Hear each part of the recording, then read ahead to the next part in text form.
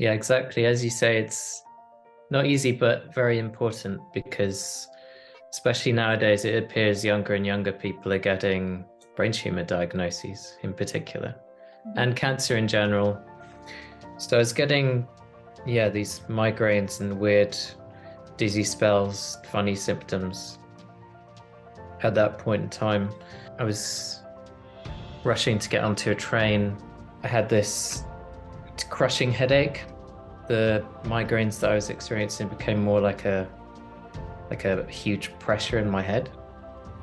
And I ended up having a brain hemorrhage on the train. The funding that you would benefit from to run all this research. So please use this platform to tell people how they can support your efforts and your research and where they can donate. Yeah, so currently I'm doing a brain tumor metabolism study at the University of Westminster. It's a self-funded study, so I need all the money I can get. And it's on glioblastoma patients. So patients come into the lab and we do various tests and we look for metabolic targets. Hello everyone, this is Nairi from Low Carbon Fasting. Our guest today has a very touching personal story, but before we go into that and hear directly from him, a quick biography on him. He holds a BSc degree in human and medical science. He holds a postgrad in Clinical Bioinformatics, and he has a postgraduate degree or certificate, he'll correct me on that in a minute, in mastering lab skills. He's in fact heavily involved in cancer research organizations, including those that belong to the NHS, with a focus on metabolic therapies for cancer. He's a part-time editor for the International Brain Tumour Alliance, and he is the host of one of the most fascinating podcasts that's called the Human Guinea Pig Project podcast. I'll put the link below so you can support him and listen to all those fascinating podcasts. Andrew Scarborough, welcome to Low Carbon Fasting. Thanks very much. Appreciate it.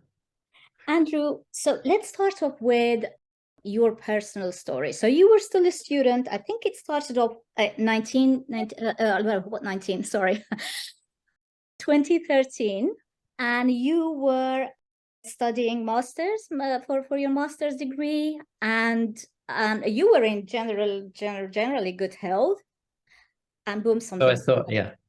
So take us back to the beginnings. I know it's not easy, and I can't get easy the more you talk about it, but it's important that we share your story and give people hope. Yeah, exactly. As you say, it's not easy, but very important because especially nowadays, it appears younger and younger people are getting brain tumor diagnoses in particular. And cancer in general, rates are rising, even if you count population increase. So that's quite scary. So in my own story, yes, I was doing a master's at the time, just over 10 years ago, in nutritional therapy. And partly I went to do this course because I was experiencing horrific migraines working as a personal trainer. And I was on a pescatarian diet at the time, thinking that this was the most amazing diet that I could go on that wouldn't give me any kind of disease and I'd live forever and be able to do all these amazing things. And that wasn't the case at the time. So I thought something's wrong. I'm probably working too much because at the time I definitely was overworking and I was overstressed and I wanted to find solutions. So I decided to, after speaking to my GP, who did say it was most likely stress related, the migraines I was experiencing. that I decided to go and see if I could find nutritional solutions and take a different career trajectory to focus more on nutrition. So that's when I embarked on a master's in nutritional therapy at the University of Westminster. While on this course, thankfully to me, even though I wasn't finding any success with learning what was wrong with me and why I was having these migraines, thankfully I did learn about ketogenic diets, and at the time the paleo diet was the paleo diet was the main thing at the time. It was getting quite popular. This was the tail end of 2012. So I was getting, these migraines and weird dizzy spells, funny symptoms. At that point in time, I heard about ketogenic diets, and at this time it wasn't really a popular thing. So I just learned about it clinically because this course I was doing was more clinical nutrition. And the university had a polyclinic where we treat, well, we don't say we treat patients, but it's kind of like experience for nutritional therapists. And so you get members of the general public who come in and do various tests and try and find out what's wrong. And I was doing everything taught would be a good thing to do with my diet. And I was still having these horrific migraines and thinking, what's going on? Until one point in the beginning of 2013, I was having difficulty speaking, and I just kind of shrugged it off. Until a few weeks later, whereby I was rushing to get onto a train, I had this crushing headache. The migraines that I was experiencing became more like a huge pressure in my head. And I ended up having a brain hemorrhage on the train. And from then, there was a series of events that led to me rushing to the nearby hospital, going in and out of consciousness with grand mal seizures. Every time I woke up, I'd notice I had injuries, dislocated my left shoulder a few times. It's pretty horrific. I had lots of doctors around me and my family suddenly. Doctors didn't really know what to make of it. I had a CT scan and it was very, very bloody, so they couldn't identify what they were looking at. And I had different diagnoses, so it was a very confusing time. I was very confused at the time, just going in and out of consciousness, so I didn't really know what was going on. I was pumped full of anti-seizure drugs intravenously because it needed to be like a rapid response just to control my seizures. Then I did have an operation. Afterwards, I was still having seizures, so I had some physio. And then after a period of time when I could go up 6 steps on my own, that was very difficult because I had weakness down my right side and I wasn't able to speak properly.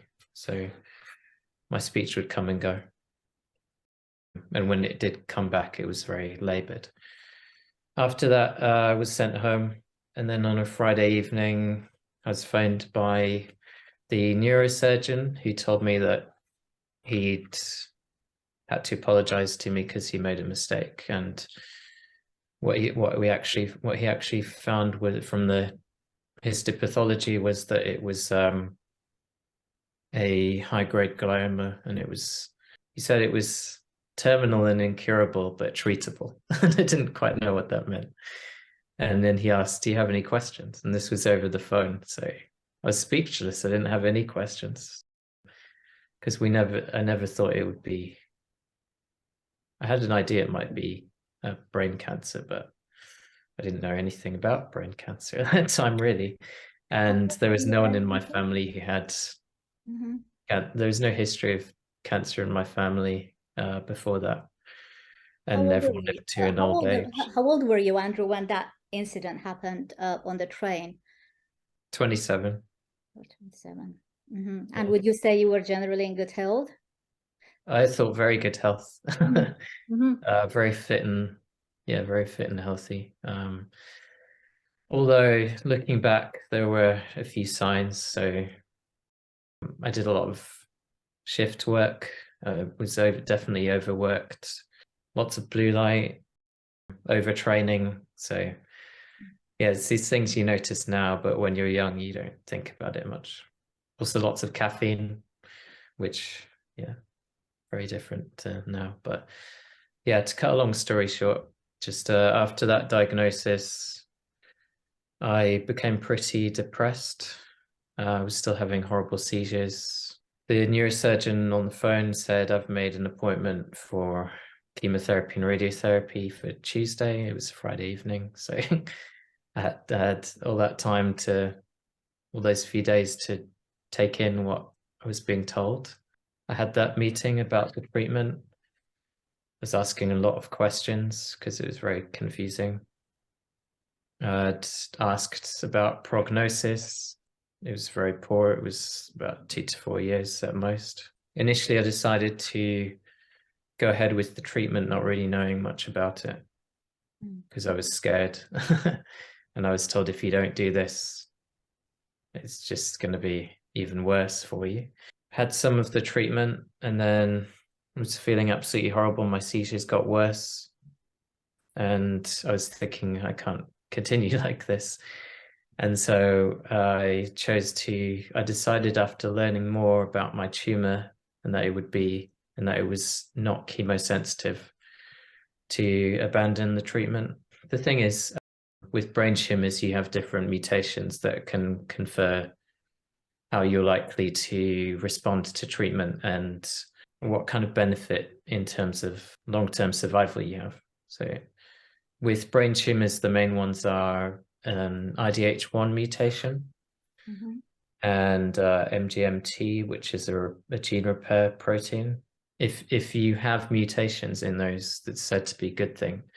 And I didn't. I was wild type for IDH1 and unmethylated MGMT, which is normally indicative of very poor survival and treatment resistance. And so with that in mind, I decided to not have any more treatment. And I wanted to try and find solutions to my seizures, just to have, at that time, just have less frequent and less severe seizures because they were pretty horrible.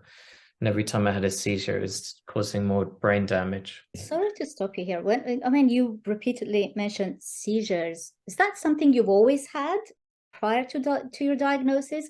And what kind of seizures are we talking about? Because when we say seizures, the first thing people think about is epilepsy. Yeah, seizures can come in different forms. There's many different types of epilepsy. My types of seizures came from the parietal lobe where the tumor was. I didn't have epilepsy before. And it was made even worse from the brain hemorrhage that I had. And so there was significant damage to my brain. With brain tumors, seizures are actually said to be a good thing if you're constantly having them, which sounds kind of like a funny thing. But the reason is because you have less necrotic tissue, and cells aren't dying as much. So the neurons are more active. We would say that's why you have more seizures.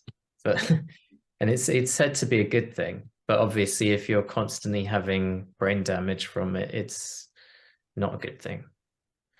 So my main aim at that point was to try and control my seizures so I have some kind of life. And I was very skeptical of the ketogenic diet to manage cancer.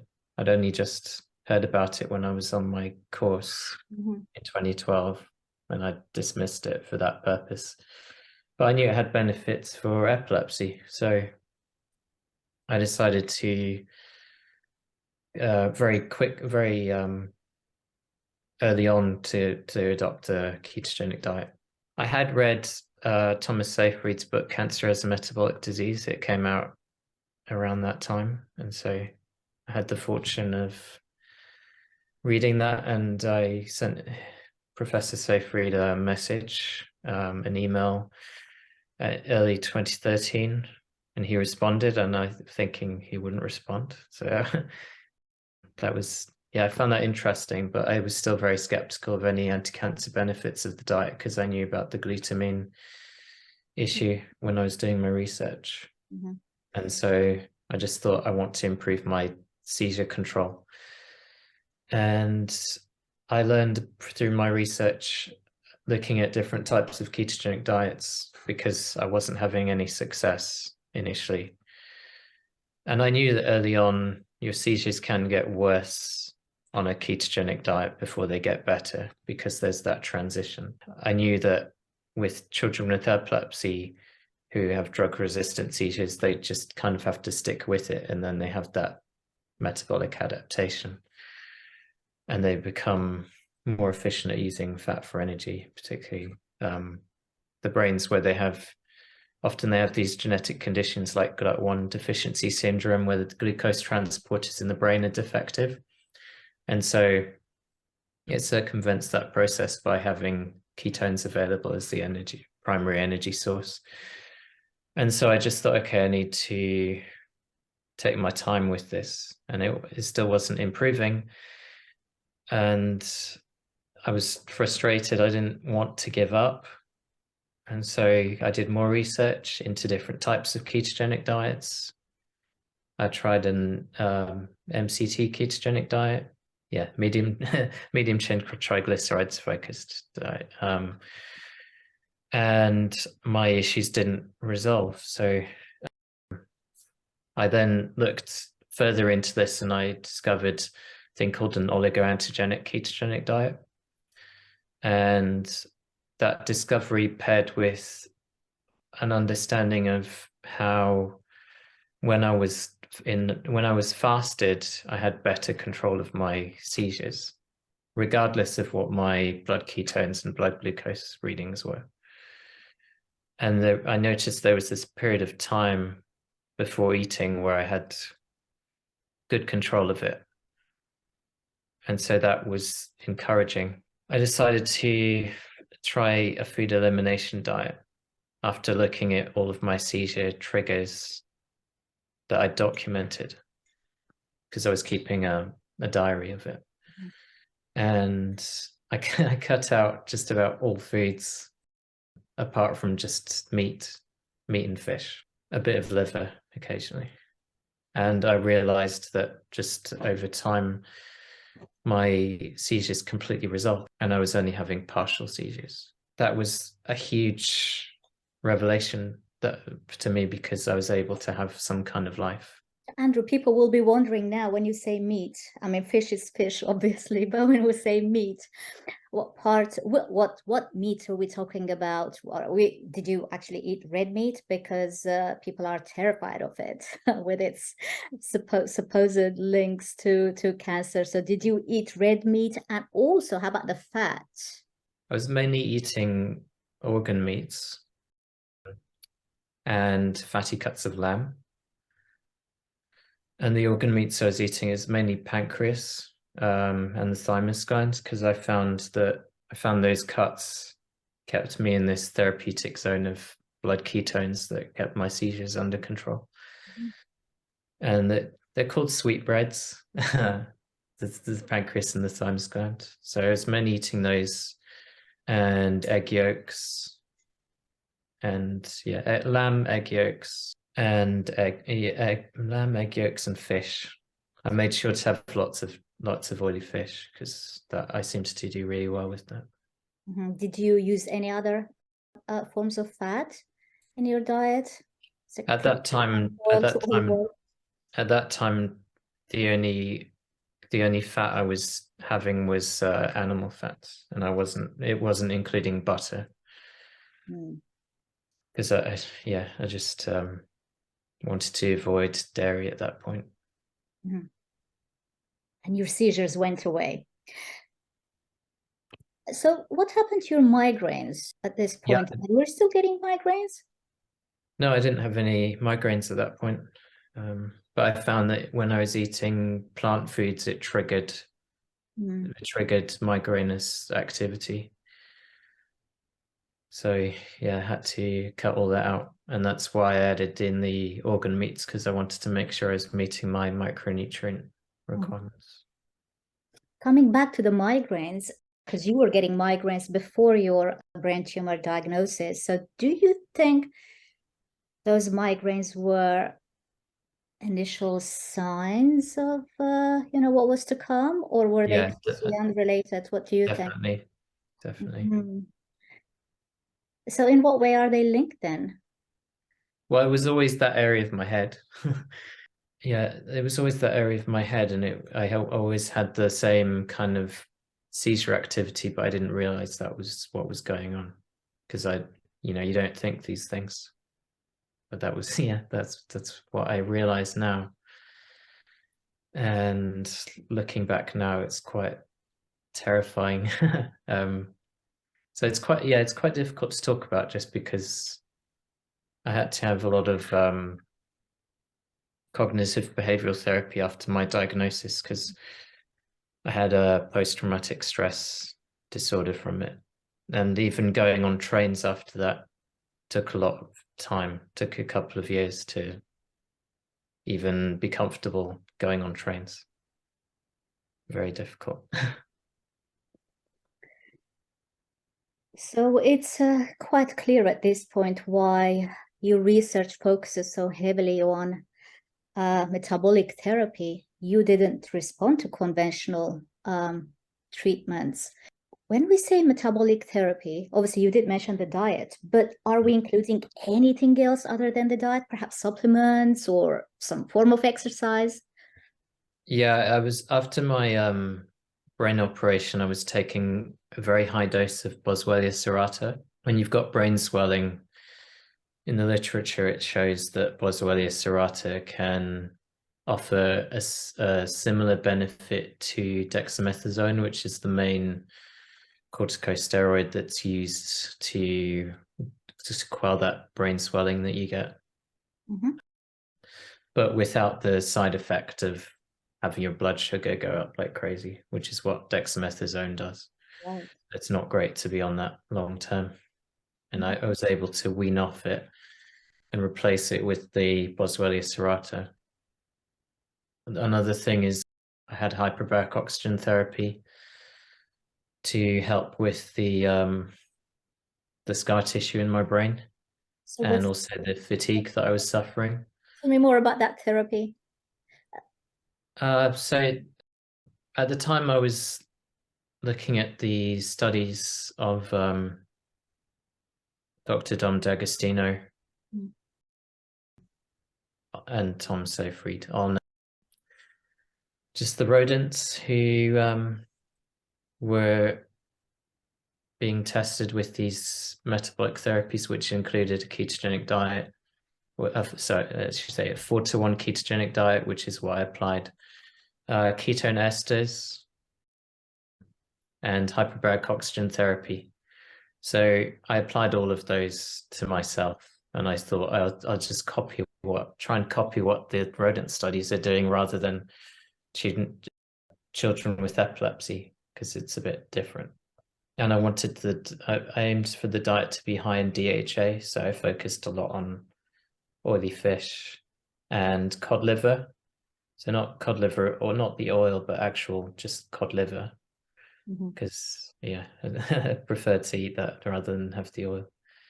And I also took a lot of magnesium, because that magnesium acts as a central nervous system depressant, and so has quite, if you take a bioavailable form, it combats that hyperexcitability that you get that causes seizures to happen. So magnesium was a huge thing that I did. Also, frankincense, a very pure frankincense oil, and chewing frankincense resin, which is pretty horrible, but Does it do? it just has a really strong taste. But what it does is it inhibits this enzyme involved in the arachidonic acid pathway involved in inflammation. And so if it's able to do that effectively in the brain, then it can lower inflammation in the brain. And so because my seizures were related to that, it helped a lot. So Right. boswellic acids, frankincense has a number of compounds that are called boswellic acids. And Boswellia serrata is one of those, which I mentioned. Right. That's been the most studied for the brain. How about any vitamins? No, none. No, I didn't take anything. None. I And considered taking thiamine at one point because I had thought about taking dichloroacetate, but my genetics showed that I would be a poor responder to it, so I didn't take it. right. But dichloroacetate can be a great repurposed drug for brain tumors. I should also mention that in regards to anti-seizure drugs, I purposely put myself, I was already on Keppra, which is levetiracetam. It's a very popular drug for brain tumors, but I purposely put myself on another anti-seizure drug called sodium valproate, which I'd done some reading on, and I found that it had very potent anti-cancer activity as a repurposed drug, and that it could complement a ketogenic diet very well. And sodium valproate, it's valproic acid, which is a short-chain fatty acid, and we know these short-chain fatty acids are very active, and there's that gut-brain connection. And so I thought that that's possibly the primary mechanism of action. I'm going to take this at therapeutic doses. I know the side effects are horrible, but yeah, I put myself on that and I stayed on it for quite a while. And over time, my scans improved. And at one point, there was still high signaling activity.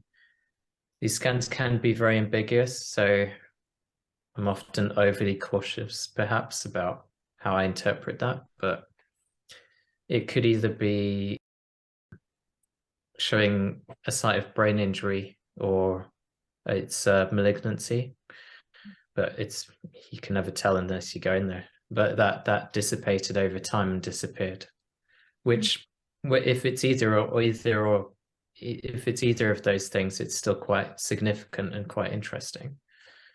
But yeah, my cancer hasn't returned since just over 10 years ago now. So, Isn't that a wonderful story? Andrew, so CT scan is the only sort of test that shows brain tumors? Do they show up? Initially I had a CT because it was an emergency situation. I had my brain hemorrhage, which revealed the tumor at a weekend, and there was no consultant to order an MRI. It's usually an MRI scan. Right. And there is a particular type of MRI scan I had when I was adopting these metabolic therapies, which it's called MR spectroscopy.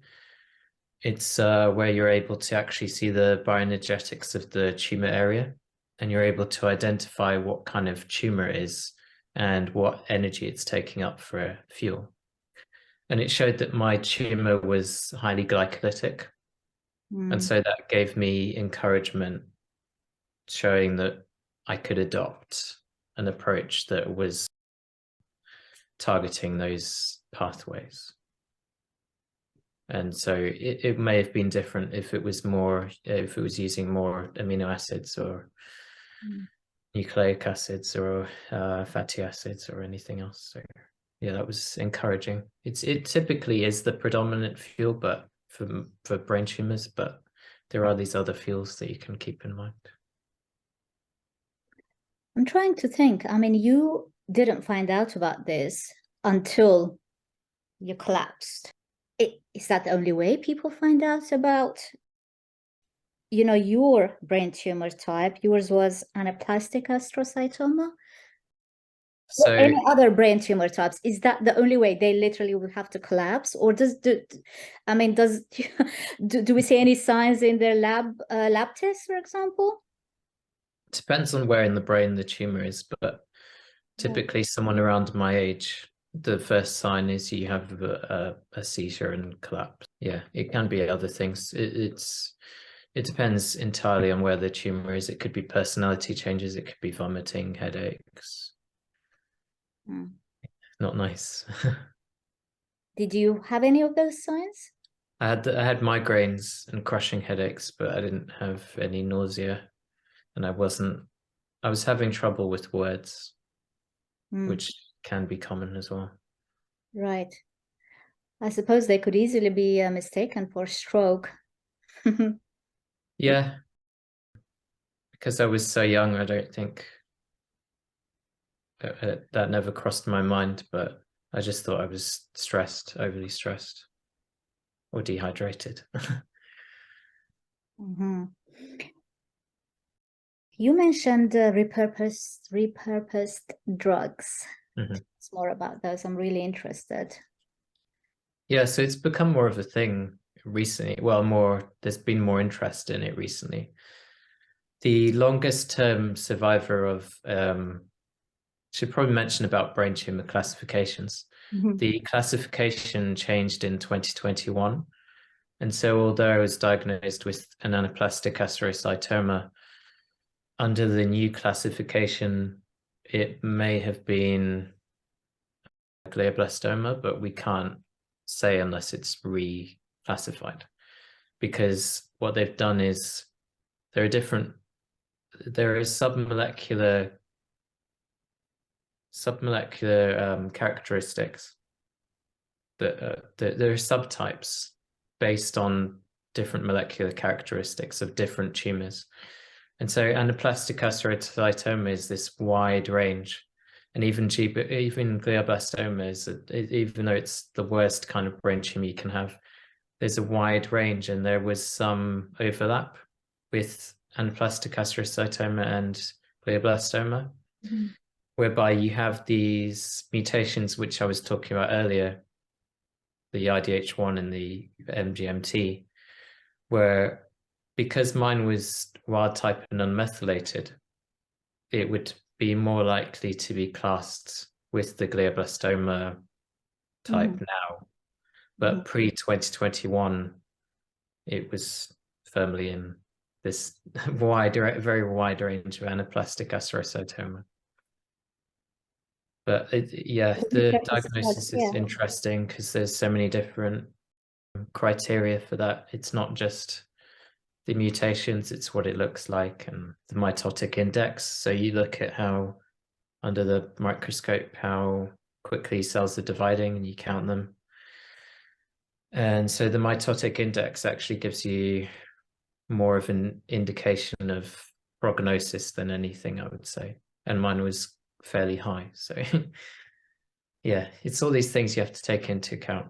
So yeah, what was the question? Repurposed drugs.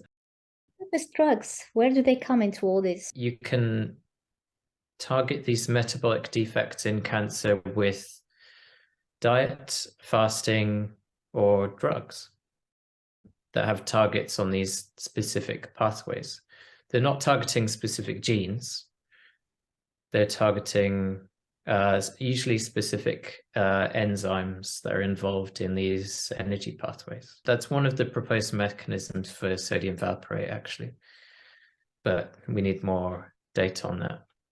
And drugs like dichloroacetate, which I mentioned, that targets a specific enzyme that's involved in, I think it's involved in the whole how cancer cells lactate, because they're not able to use oxygen properly, so they're very hypoxic, and they have these hypoxic areas, and they, as a result, they lactate and they ferment glucose. So it's targeting that, it's inhibiting that enzyme that's involved in that process. It's fascinating that, these are drugs that are used for other purposes usually, and they also benefit, brain tumor cancers. They're often very cheap drugs. That's why they're not really, they're studied a lot, and those mechanisms are known.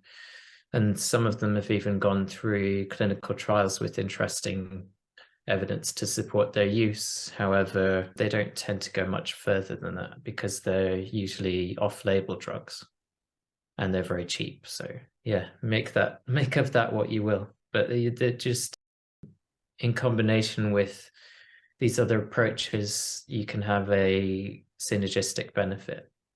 Yeah. And so yeah, that's very interesting. Andrew, I'm going to ask you the impossible question now.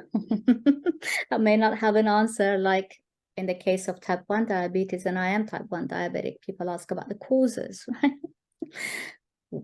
We don't know. So I'm going to ask you that same question. Do we have any idea of what sort of perhaps environmental or genetic factors act as a cause for brain tumors in general? We actually have more evidence for that than people like to talk about. Mm-hmm. So there are various proposed factors. The ones that I've looked at have been involving cancer clusters, particularly GBM cancer clusters in the US. And I covered it on my podcast. There's one specific one that caught my attention, which was the McCullum Lake cancer cluster, which there was a documentary film made about. And it was this area in the US, I think it was Chicago. I did it a while ago, but it was interesting. The two main chemicals that were involved that were shown to be mechanistically causing these cancers, and by very strong association, to the point where Dow Chemical and this other company that was directly involved, they became implicated for just about everyone in this small town developing not just glioblastoma brain tumors, but also thyroid cancers and lung tumors. And those particular agents that were most strongly associated were trichloroethylene and polyvinyl chloride, vinyl chloride. So yeah, vinyl chloride and trichloroethylene. And mechanistically, we know that these can cause brain tumors to form, particularly the most aggressive types. And so we know about those. There's lots of evidence in the literature showing that. We also know that certain viruses have been implicated, but that's a bit more hazy, that evidence. Mm-hmm. It's more that it's been shown through autopsy and various studies on patient cells, just that cytomegalovirus and herpes simplex virus, and that's been shown that it's present, but we don't know. We don't know more than that, but it's interesting. So those are the two main ones. Those chemicals I mentioned, and the viruses. But beyond that, we don't know, apart from the standard radiation causing ionizing radiation causing tumors. But yeah, apart from that, we don't really know. In my case, there was a theory that initially I came up with, which has proven to be the most likely cause for me specifically, which was that initially mine was presented as a mass in my brain, a non-malignant mass of a cluster of blood vessels, which is called a cavernous hemangioma. Over the course of time, it's been shown in the literature that this can happen. It's an extremely rare thing. A cavernous hemangioma in itself is extremely rare. But over time, it's been shown in a handful of cases over about 100 or so years that it can undergo malignant transformation. And so that's supposedly what happened with me And the theory behind that is that there could have been something environmentally or some kind of stress that caused that tumor, well, not tumor, this mass in my brain to become malignant. And if you think about it, it has all of the conditions to undergo that, to have that transformation under the right circumstances. So you have a ready supply of blood vessels, because that's what this thing is, and you're provoking it.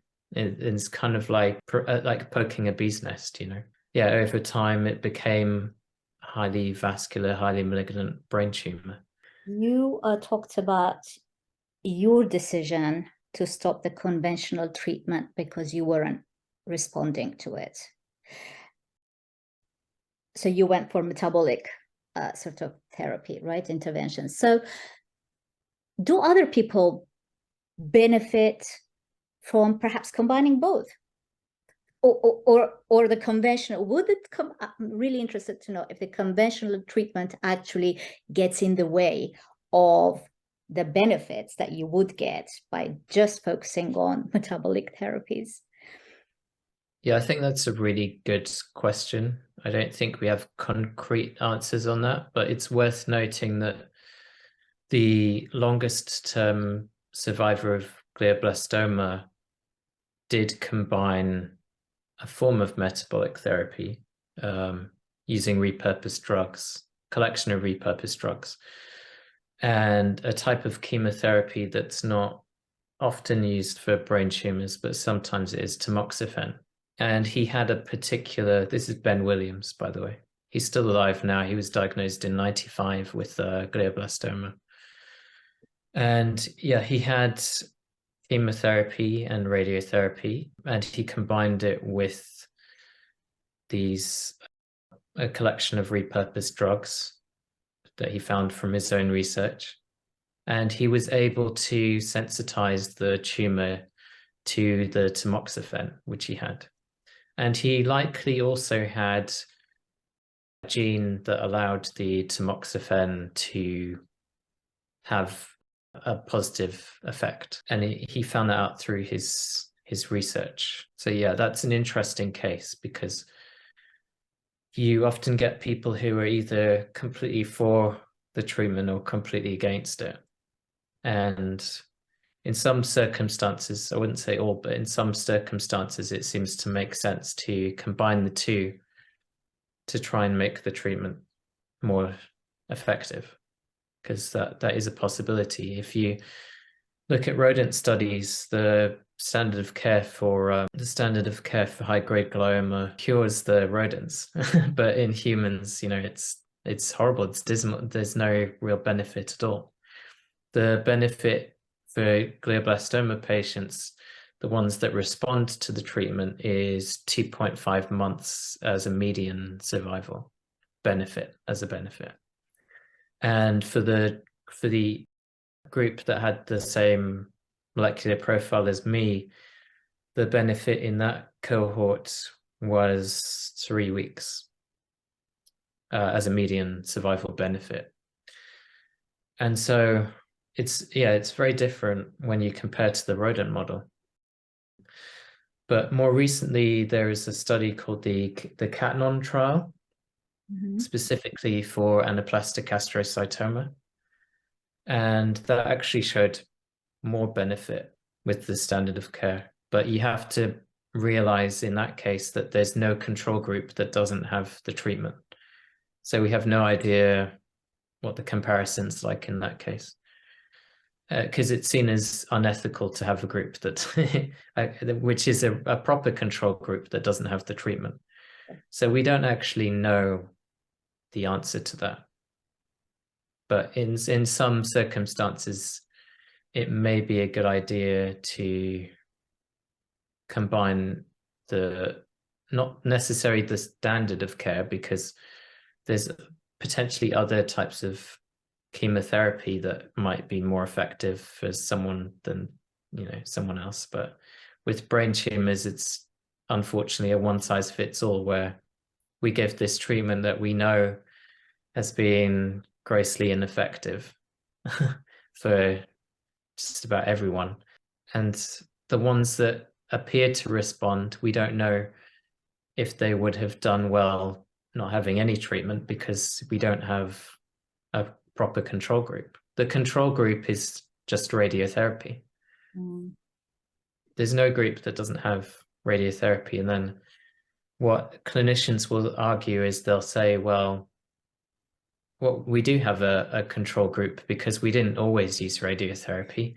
There's all these patients that died within a few months before we had radiotherapy, but they don't seem to realize that this was over 20 years ago, and surgical techniques were really poor in comparison to today. Imaging techniques weren't as good, management of epilepsy wasn't as good, and general care wasn't as good. So you had patients dying of misdiagnosis and death from surgery and all these other things, and that's compared against the treatments we have now. It's completely, it's not indicative of anything.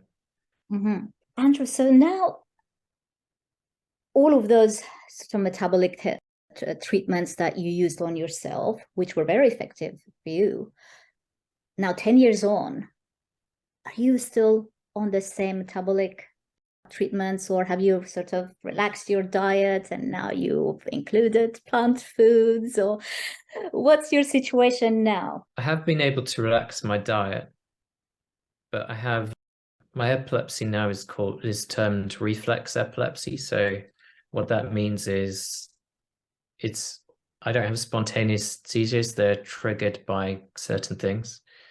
Most of my triggers are diet related, so I still have to maintain a fairly strict ketogenic diet. But I have been able to eat different things. So I can have olives, and I can have avocado now, and things like macadamia nuts. They're still very ketogenic foods, but there are some foods I don't tolerate well. I can also have some dairy. So I have sheep and goat yogurt, which is very high fat. That seems to benefit me. But I still have some days where it's fully carnivore, particularly if I'm running, because I do a lot of running now. So how about the other drugs? Are you still taking them? And would you have to take them for the rest of your life as a preventative measure?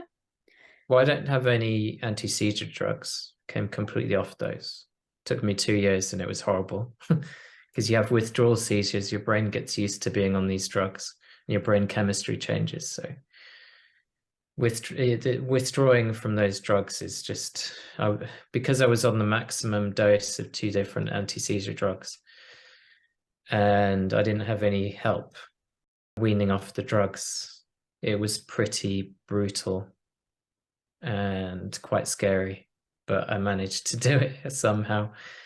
And I wouldn't recommend doing it on your own, because it is quite dangerous. But I did a lot of reading, and I understood how I could help myself. And I felt like I had nothing to lose, because I had horrible side effects. And so what helped me to do that is a lot of magnesium and the frankincense. And I took exogenous ketones at different times, and ketone esters, which helped me at certain points, but I don't take them as much now. It's mainly for exercise. Yeah, now it's just magnesium. I tried cannabis oil a few times. That didn't help me. But the frankincense is a huge thing, and the magnesium. And also getting good sleep, avoiding artificial light. Sometimes we talk about diet so much, but these other factors are massive. Getting sunlight, and maintaining a positive outlook, trying not to stress, just slowing down. You're talking about it in one of your podcasts about the outlook, and how actually having a positive outlook impacts your microbiome. And then there's, of course, a link between the microbiome and the brain. So I was fascinated. I have it in my notes. I wanted to discuss that with you too. So what's the link? Why does it help to have a positive outlook? Well, I'd say because it's a bidirectional process. So every thought and feeling that you have impacts on your gut. Mm-hmm. You know, there's this expression, you have a gut feeling about something. There's a reason why that expression exists. And if you're stressed, that affects your appetite. And, you know, so it goes the other way around, where you don't feel great if you got gastrointestinal problems, do you? So Do you do any fasting now? a week ago, someone close to me died. And so in those circumstances, I typically do a lot more fasting because it allows me to be more present with my thoughts, and I can be more reflective, and I can be thankful for what I have. And I spend more time in nature, and it allows me to have more of a philosophical outlook. And so, yeah, I tend to fast when I either want to be more productive or I just want to have more clarity, and it helps me. It's difficult because I try to keep my weight on. I lose weight very easily, so I have to eat more calories on my days where I'm not fasting. But I do benefit hugely from fasting, mainly mentally. I don't necessarily do it for any other reasons. It's just, yeah, mentally and spiritually. Your story was horrific, actually, and you would have needed support, people being around you to give you all that, not only the emotional support, but helping you with your day-to-day sort of living, right? So who would get credit here? That would have been my mum. Yeah. Sadly, she passed away in 2019 due to medical negligence. So I harbored quite a lot of anger and resentment about that, but I'm more at peace with that now. But I still have that way of thinking that my mum bestowed upon me, I guess you could say, where she was a very positive person and lived a very good life. So it's sad, but not as bad as it could be in terms of just looking back, you know, because you can live a very full life, even if it's cut short. And there are people who live very long lives who don't live at all, so they just exist. So True. yeah. Andrew, I did ask about sort of exercise before, and you did say you're a runner now, so you do running. But were you doing any form of exercise while you were still partly sick and getting better? The answer is yes. There was a time where, because I was constantly having seizures, I couldn't go out because it wasn't safe. So what I did is I had like an aerobic step next to my bed. There was a window that I had completely open so I could get the sun and fresh air. Right. And I would just step up and down on that step next to my bed. And I'd try and have more time each time, and I'd focus on my breathing. And I found that often it would help with my the times where after I woke up and I had that increase in cortisol that would raise my blood sugar levels, that having that exposure to the sun early on, even though I wasn't able to go outside properly outside, I could have my window completely open and I could breathe and go up and down on the step. I found that after a while, that actually lowered my blood sugar and raised my ketones, and I was able to have greater seizure control. And so that helped me. So I could walk off, in a way, or step off my symptoms that I had. And the same thing happens now. If I wake up and I experience those kinds of symptoms, although it's not anywhere near as severe as it was, I can walk off my symptoms and it clears my head. Are you measuring? Do you have any reason to be measuring your blood sugars on a daily basis? I mean, I have every reason to wear a CGM, but do you? I used to, but after over 10 years of doing this, I kind of just know how it feels. And then often I'll test just to see if I'm right with my guesses. Mm, And then I'm usually in the same ballpark. So right. yeah. I don't test as much now. No. Occasionally I will. Mm-hmm. Andrew, all of your sort of metabolic therapies, you actually researched and you wanted to try them. Now, how much of all of that was covered by the NHS? You're based in the UK. I'm really interested. How was it easy to access some of these treatments or drugs? And how did you do it alone?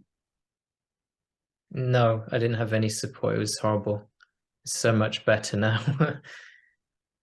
And ketogenic diets weren't as big then, and there wasn't as much evidence as we had now. So it was all just thinking, I've got nothing to lose. I'm gonna try these things. And I didn't think I would have the success I had from it. So was it easy to access some of those drugs, perhaps without prescription, or No. it Well, wasn't? things like the DCA, I didn't have that, but I could have easily got that. I've actually got it I got it in future for other people, but I should probably also mention that I did take melatonin and I was cycling that. Melatonin there's a lot of evidence that it can have these potent anti-cancer effects. So yeah, I was cycling with melatonin, and that was very difficult to get, but I managed to get it. Right. And we're going to wrap this up, but how, I know you're very humble and you don't often mention the funding that you would benefit from to run all this research. So please use this platform to tell people how they can support your efforts and your research and where they can donate. Yeah, so currently I'm doing a brain tumor metabolism study at the University of Westminster. It's a self-funded study, so I need all the money I can get. And it's on glioblastoma patients.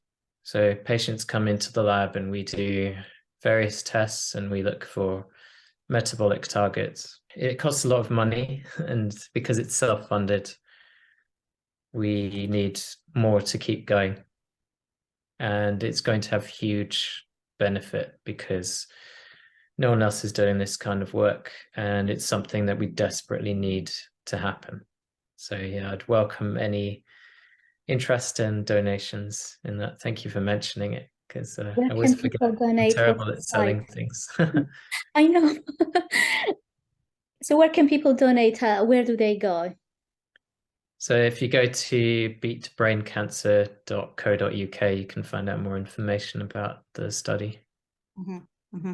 And we're working with a brilliant cancer support charity called Brains Trust on that. So yeah, they're helping to recruit the patients and all the boring stuff. So it helps a lot. They've been great. Andrew, we are going to wrap this up with one last message from you. So what's your perspective on life now? My perspective on life. Well, now I'm just, as I've had this success, I'm focusing more on the social element and enjoying life, because otherwise what's the point, you know? What's the point in existing when you can live? And living means going out in nature and enjoying people's company, not staying on screens and embedding yourself in artificial light and glorifying not sleeping, all of these things, you know. That's a positive message, everyone. And we're going to wrap this up with that beautiful message from Andrew. Andrew, thank you so much for coming on this channel and sharing your story and sharing your message of hope. Thank you very much. I hope it helped people in some way. Thank you.